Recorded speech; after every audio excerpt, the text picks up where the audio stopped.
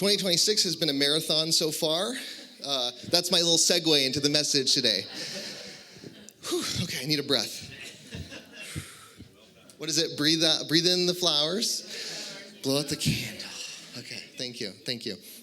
We've been in this series called Walking Each Other Home, talking about the journey of life, how this journey of life is messy, it's painful, it's also beautiful and transcendent, and all along the way, we need each other, not to fix things for each other or solve things for each other, but just to be that warm and safe presence alongside each other as we journey through life. And so now we are in the final stretch of this series. We just have a couple more messages left on this theme of walking each other home. And so I thought today we would zoom out a bit, look at the bigger picture of this walk we are on, and really see how life is a marathon rather than a sprint, though it so often appears to be a sprint, right? The sprints and the marathons. And yet, you've probably heard this idea before, right? You've probably heard this idea that,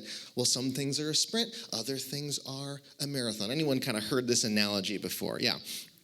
I think within life, there are things that are a sprint and there are things that are a marathon. And it depends on the situation when we're talking about certain things. Like, I'll give you an example of something that happens in my life that I would consider to be more of a sprint, okay? So I love going to the movies, but one thing I hate about going to the movies is the idea of having to go to the bathroom during the movie is tragic for me, to miss even one scene. I don't know, I just can't handle it. I feel like I would have to rewatch the entire movie. So if I go to the movies, I try to make sure to empty my bladder before the movie starts. But then what tends to happen for me is that the previews go on, and they go on, and they go on. So it's like by the 8th preview, I'm like, I think I should empty my bladder again just to be safe. But at that point, I know I'm cutting it close. And I'm not exaggerating, friends. You can see me sprinting through the halls of your local AMC, okay, when it's that last preview and it's about 5 minutes till showtime. I will be sprinting to the bathroom and back. So if you are ever at the movie theater, if you're ever at your local movie theater and you see me sprinting through the halls, it's not an emergency. That's just my normal kind of behavior. So some things are a sprint, other things are a marathon. Like there are some of you out there who are going to be watching the Super Bowl today, and yet you are not a fan of football. You are not invested in football in the slightest. You maybe don't even really know what's going on, nor do you care. And unfortunately for you, watching the Super Bowl is going to be a marathon today. And, peace be with you. But, some things are marathons. Again, some things are sprints, though. Like when I first moved here to Tucson over 3 years ago, based on kind of the anxiety and fears I had about rattlesnakes, I felt like every time I heard a rustling in the bushes, it was a rattlesnake, right? Even if it was just a cute little bird. So I got really used to just sprinting away, when I thought I heard something. And still, I think it's a good reflex to have, being able to sprint in Tucson. I mean, if someone says, like, what do you need to know in Tucson? I'm like, just be ready to sprint if you hear something. So there's sprints, right? But then there's also marathons. Like I know another thing I learned when I moved to Tucson is that here in Tucson, and again, just stick with me on this. I know you might feel a little bit targeted on this, but here in Tucson, I think we tend to be a little sensitive of how long it takes to get from one place to another, because I moved from a place where there's a lot of traffic. And so here, I hear people say often that if something is over 15 minutes away, that it's like a road trip for them, okay? And I hear that all the time. And so to that crowd today, I just want to say that I understand. I want to have empathy. And if even this morning it took you more than 20 minutes to get here, then you've already experienced a bit of a marathon, at least in your eyes. And I have empathy for that, right? So, okay, I hope I didn't lose everyone on that one. But I'm getting that way too. I've been here long enough that I understand. But there are sprints in life and there are marathons. And yet, when we think about the big picture of life, I think there is a power in seeing it more as a marathon, because it gives us permission that when we are not exactly where we want to be, there's still a lot of road ahead, right? Or when we face deep exhaustion in the midst of life, right, emotional or spiritual, we know that doesn't mean it's the end. When we fail, when we fall down, that in this marathon of life, there is always an opportunity to get up again. How many of us know, though, that our culture tends to treat life as a sprint, right? That our culture is always this mindset of hurry, and even more, it prizes and values success and the speed of success. Like, look at this person who was successful by this age. Look at all these achievements. Look at all this money that this person has accumulated. And so it seems like our culture values and prizes and has made the goal doing as much or getting as much as fast as possible. And yet, do we recognize that this same culture, this same mindset is also what has us really struggling, comparing ourselves to one another, depressed, right? We know that social media has had adverse effects on mental health. In many ways, it's because social media is one of those forums where we're constantly being pushed to go faster. We're looking at other people, trying to catch up to them. And then sometimes we turn to spirituality as a respite from that. That maybe if I can dig into spirituality, maybe I can free myself from that rat race. But here's what's fascinating. Sometimes even spirituality gets co-opted by the hurry mindset. See, I don't know if you're like me, but there have been times in my life where I even approached my own spiritual journey in such a way where I was trying to achieve as much as possible. I was trying to find the answer as quickly as possible. In some ways, I was trying to get to the end of my journey as if that was possible, right? So it's like I'm reading as much as I can. I'm doing all these spiritual, practices, going on retreats. And again, there's nothing wrong with those things. Those can be really practical, valuable things. But I know for me, I look at that time of my life and I realize that I had, behind all that, had this mentality of maybe if I do enough stuff, I can escape the human condition, right? I don't know if you've ever felt this way. I find that it can be this sprint mindset that even makes its way into religion. Sometimes religion tells us if we do enough, we can get out of the human condition. And so my hope today is that we reorient ourselves a little bit. That instead of seeing this life as something to escape from, as the sprint often tells us, just get out as quickly as possible, but instead we could see life as something to embrace in each moment, in each step, in the ups and downs. And so to talk about life as a marathon rather than a sprint, I want to just share a couple of perspectives. Maybe we can mull them over together, see how they feel. And the first perspective is this, that if life is a marathon, right, then maybe this marathon is not something to be won. That life is not something to be won. Because if you think about it, a marathon, it's a really rare thing to win. That there are anywhere from 20 to 50,000 people that enter into a larger marathon, right? And there's one winner, which means that around 0.002% of all people who have ever ran a marathon have won. Has there anyone who has won a marathon in the room today, right? Okay. I wasn't raising my hand, actually. I have not. I say this just to say that we have to ask ourselves, is the point to win? No, I think most of the time when people run a marathon, they do it for reasons like just doing it at all, right? It's like, if I could just do this. This is just something that I want to prove to myself. Or maybe people run a marathon and they're trying to beat their own personal best. Maybe people run a marathon and they just want to be a part of something larger than themselves, be a part of a sea of people all moving in this particular direction. I think it's a beautiful thing. Having said that, I have never ran a marathon, okay? And I want to be honest about that. I would like to. I think it's a really cool thing, but it's sort of like on my lower level bucket list in the sense that it'd be great, but am I doing anything right now to make that a reality? No, if I'm being honest. So I'd like it to happen, but I just want to be honest with you. But I like the principle of it, okay? Because in the same way, life, I don't think is something to be won, right? That it's not that, if we could just get to the finish line of life, then we would somehow get this pot of gold at the end of the rainbow. If we could be the first one across that finish line, that there's some external treasure waiting for us if we can just do all the right things and have all the right steps, right? That somehow it's out there, it's beyond us. Speaking of rainbows, I actually learned something really interesting this week.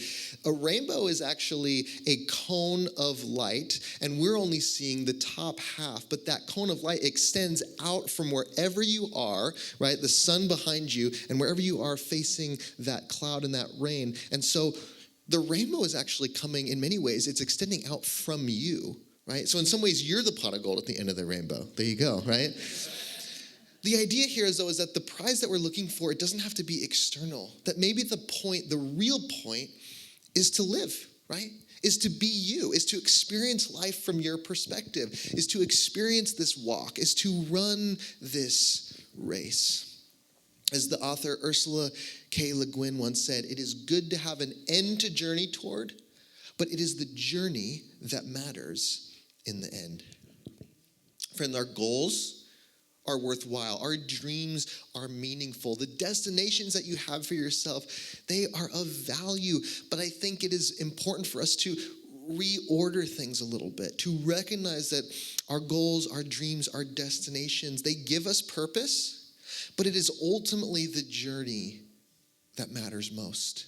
And may that free us. May that free us from this hurry, this incessant need to get to the finish line, and instead to enjoy the journey. Hurry, in many ways, is the antithesis of this. Hurry, which seems to permeate our culture at every level. I don't know if it's just me, but it feels like there is urgency all around us, right? And it finds its way into our bodies and into our nervous systems. And it's true regardless of our situation of life, right? Like, friends, I know a lot of you are retired, and some of you are still in a hurry all the time. And it's like, I love you, I love you, but, it's just, it can find us. It's not about the external circumstances. It's about how we feel. Because if we're in a sprint, then we're fighting the clock. And if we're fighting the clock, then we're living in a scarcity mindset. There isn't enough. There isn't enough time. And maybe that scarcity mindset does lead some of us to have the experience of what we would call winning, right? Like, we do cross these finish lines and we go, oh, well, I did it. And I guess because I was in a hurry, I was the first one here. But we have to ask ourselves, really, what is winning when it comes to life? Because I want us to notice something about marathon winners. And again, I think it's incredibly noble and impressive to win a marathon. Like 2 hours, like, this is so wonderfully impressive. And I think winning a marathon is an incredible feat. But the thing is that the entire group is behind, there's not even in view, right? There's no one else even in eye shot of any of this, right? So this is these runners are in a complete league of their own, right? And really the illustration I just want to make here is that if we want to be in community, I think we need to let go of the idea of finishing fast alone, right? When the goal is to be together. I have this thing with grocery shopping. Obviously we all need to grocery shop, but I have this anxiety about the grocery store. I don't know why, and I think it's because I see grocery shopping as something to accomplish as quickly as possible. Get in, get out. I don't know where this comes from, but when I'm able to get into the grocery store and get out as quickly as possible, I feel like this gentleman. I feel like this is how I see myself. I'm just like, I did it. Y'all are in the dust, But my partner, Olivia, has a completely different experience at the grocery store. She likes enjoying walking the halls, seeing what's available, just letting it be an experience of letting the groceries speak to her. It's a whole different thing. But if we want to enjoy this experience together, right? Like, if we go to the grocery store together, and if I don't want to make her miserable, then I have to let go of my dream, right? Or my impulse to be this guy, and I have to recognize that I'm in a communal journey right now. I'm in a communal experience, and I need to let go of trying to accomplish something, right, and just be. Alan Watts once said, the meaning of life is just to be alive. It is so plain and so obvious and so simple, and yet everybody rushes around in a great panic as if it were necessary to achieve something beyond themselves. The meaning of the race? To run it all, right? The meaning of this walk? To walk together. We're already there. There's really nowhere to go or nothing that we need to do. Alan Watts also uses an example of a dance or a song, he says, is the point of a dance just to rush through the steps so you get to the end? No, it's in the dance itself. Is the point of a song to just rush through all the notes so you reach some kind of big finale? No, it's the song itself is what matters. So maybe we could think about bringing more presence and inhabiting our moments instead of rushing through them. The practice here is to slow down, to notice more, to savor each moment, even when it is a moment of challenge or of difficulty. A sprint says, it's all out there, right? You need to get there. And a marathon says, no, it's all right here, right? There's no rush. There's nowhere to be. And even when it's our spirituality sometimes telling us, yes, there is something beyond here. And I know for so many of us, we turn to our spirituality for comfort that there are realities greater than what we can experience, and there are things beyond what's right in front of us, sure. And I'm not discounting that. But I also think that there is an interesting tension to hold of finding ourselves deeply embedded in the moment. Great philosopher and author Henry David Thoreau was asked on his deathbed about his thoughts on the afterlife. He was asked by someone, what do you think about what comes next? And he said, and I love this, he said, one world at a time.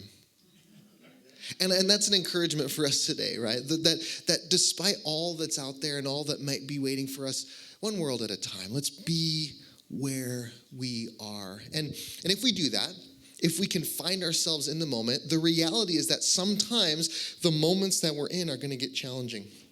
And this is my second point for us today, is that if we are running this marathon of life, then no doubt there are times where we're going to want to give up, that we're going to face our end, exhaustion, depletion.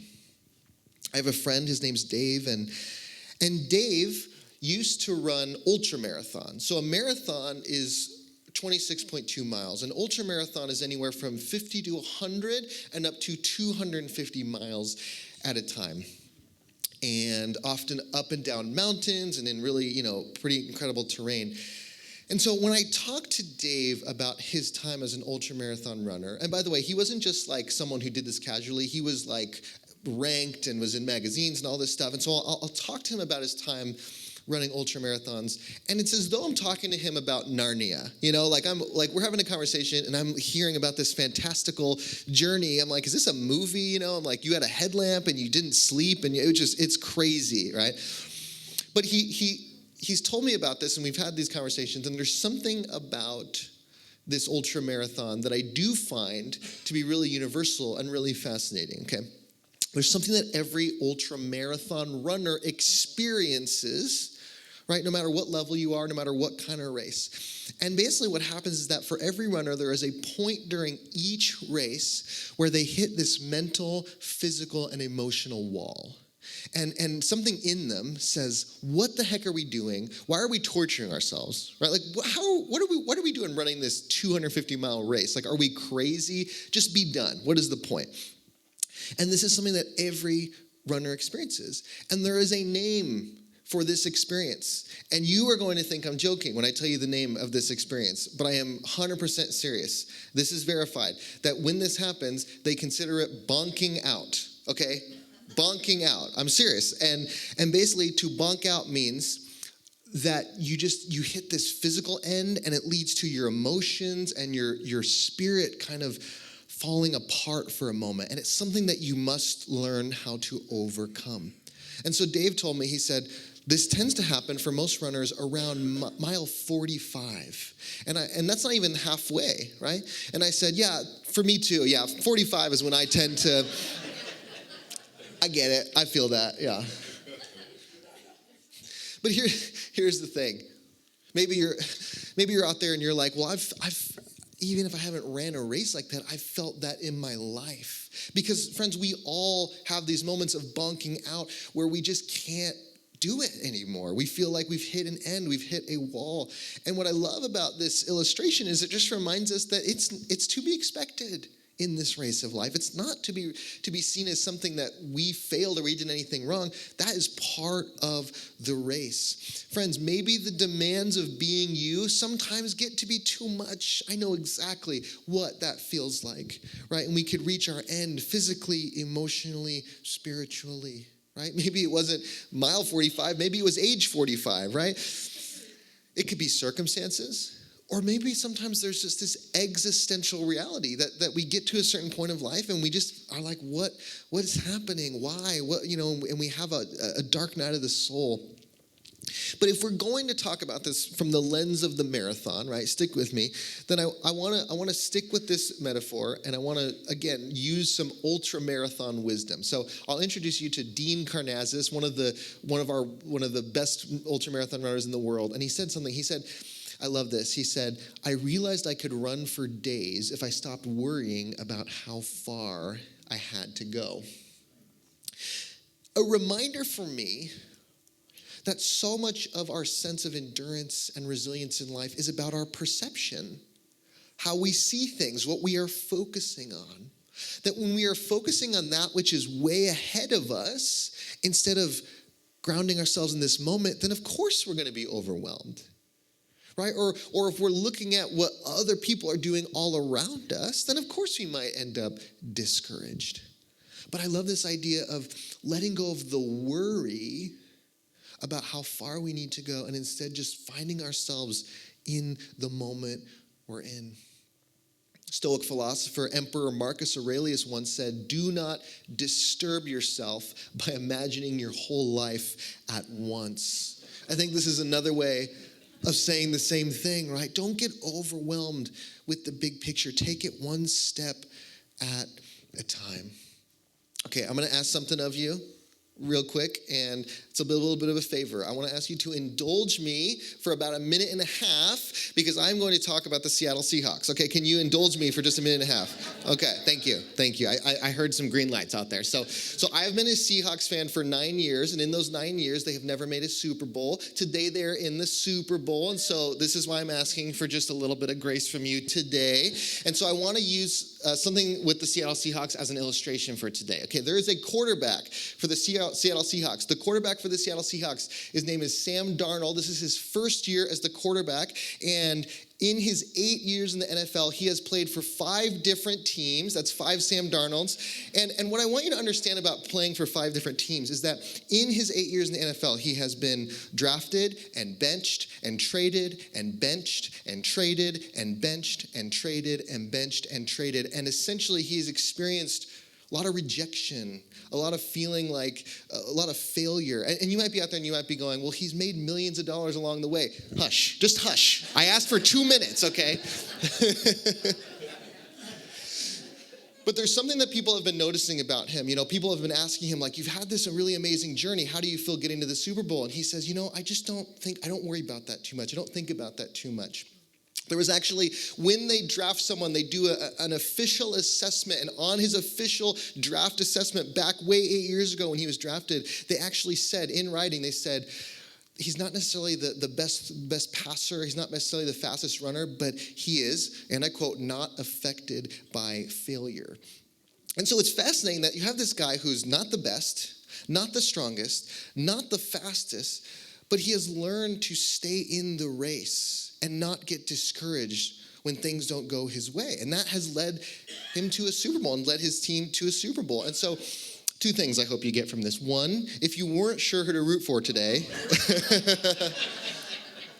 we need you. We need your rooting power. So that's 1. And 2, I hope it's just another example. Maybe you felt like you've been in that situation before. You've stayed in even when it felt discouraging. That is marathon mentality. Friends, if life is a sprint, then when we fall, when we face short-term failure, that can be final.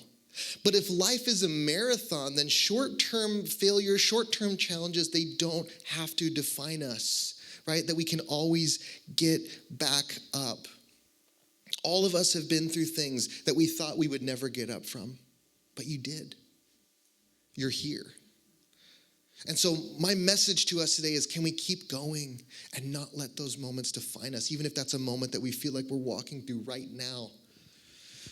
That I know we're facing, even as a collective, as a society, we're facing so much discord, what feels like an unraveling of so many things. And if we have this sprint mentality through this, right, then when we don't see immediate change in our world, then we're going to be disappointed.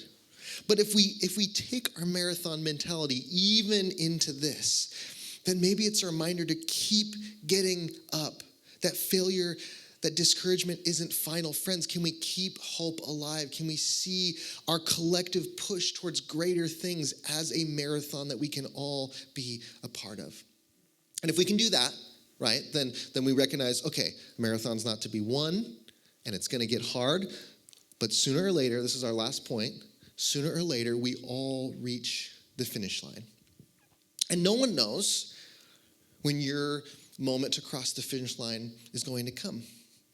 But I do know that some of you've told me very directly, very honestly, you've said, hey, Jake, I recognize that I'm closer to the finish line than I am to the starting line. And that's something I want to lean into and something I want to talk about and something I want to explore spiritually. And so I hear you. And I just want to say this today. The presence of a finish line in the marathon of life does not need to be something that causes us to live in fear, but it can be instead seen as a beautiful thing, as a gift, as a reminder that nothing lasts forever, that our pain is temporary, and that in the temporariness of life, that is where life gets its sweetness and its meaning. It says, Thich Nhat Hanh, it is because of death that life is so full of meaning. It is because of the presence of a finish line that the race is all the more sweet. This is echoed in a variety of ways across a variety of traditions. The fact that the awareness of an ending makes each moment even more precious. Right? In Buddhism, there is something called a Maranasati meditation, essentially reflection on death. And one of the ways that this can look is to take any activity and to imagine that, what if this is my last time doing this activity? And how much meaning would that imbue to everything that we do? Right? That as we run this race, may we not forget to enjoy the scenery. May we not forget to be grateful for these bodies that have carried us all along the way. May we not forget the beauty that here we are alive and breathing together today, even though we don't know what tomorrow holds. This is the power of a marathon over a sprint. Hurry robs us of this sacredness and the preciousness of finding ourselves in each moment. And if we can do that, if we can allow the finish line to be sacred, then maybe we can see it as a celebration of a life well lived, a celebration of a race well run. And maybe you're out there and you'd say, yeah, and I even see it as a passage into whatever's next, into my next race. And we're not really going to get into all of that because, as you know, if you're subscribed to Aldea Premium, you do get the answers on what happens in the afterlife, but I cannot offer that to our standard subscribers.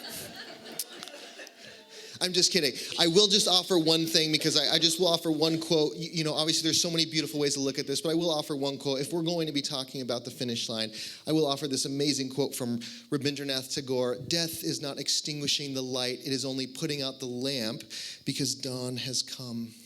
One of many beautiful reminders that perhaps we are just always opening up into greater levels of love and awareness and beauty. But friends, regardless of what you believe about what's next, one world at a time, right? That maybe what rises above is the preciousness of the moment and the encouragement that we would slow down to inhabit it. So here's my encouragement for us today. If you find yourself sprinting through life, right, trying to win, trying to get to an escape, maybe we could just slow down and return to the moment. If you find yourself hitting a wall, hitting depletion, bonking out, then my encouragement to you is to stay in, right? That no failure, no fall is final.